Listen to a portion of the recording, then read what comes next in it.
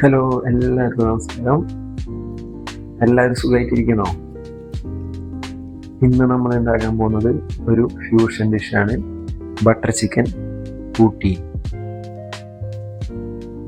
First തന്നെ ഒരു pan ചൂടാക്കിയിട്ട് ഞാനതിൽ ഫ്രഞ്ച് ഫ്രൈസ് ചെയ്യാനുള്ള ഓയിൽ ഒഴിച്ച് കൊടുക്കുന്നുണ്ട്. ഓയിൽ ചൂടാകുമ്പോൾ നമ്മുടെ ഫ്രഞ്ച് ഫ്രൈസ് ഇട്ട് കൊടുത്ത് നല്ലപോലെ ക്രിസ്പി ആയിട്ട് ഫ്രൈ ചെയ്തെടുക്കാം.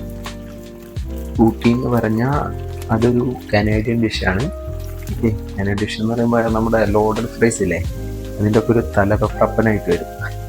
ഇതും പിന്നെ നമ്മളുടെ സ്വന്തം ബട്ടർ ചിക്കനും തമ്മിലുള്ള ഒരു കോമ്പിനേഷനാണ് ഞാൻ ചെയ്യുന്നത്.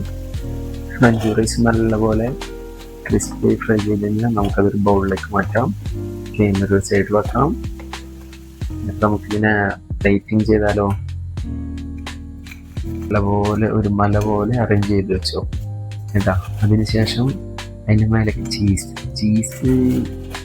ഏത് ചീസായാലും കുഴപ്പമില്ല. ഞാനിവിടെ ചെഡാർ ചീസിന് ഉപയോഗിച്ചിട്ടുണ്ട്. എൻ്റെ അടുത്ത് ഗ്രേറ്റഡ് ചീസ് ഇല്ല. ഗ്രേറ്റഡ് ചീസൊക്കെ ആണെങ്കിൽ അടിപൊളിയായിരിക്കും.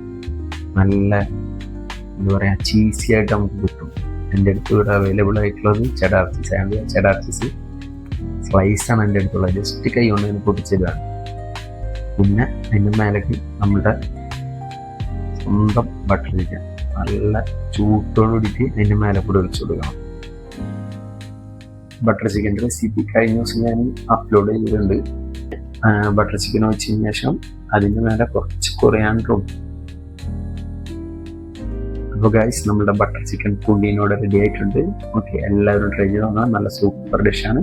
ഇഷ്ടമായാലും എൻ്റെ ചാനൽ സബ്സ്ക്രൈബ് ചെയ്യണം, ലൈക്ക് ചെയ്യണം, കമൻറ്റ് ചെയ്യണം. Okay, thank you, by.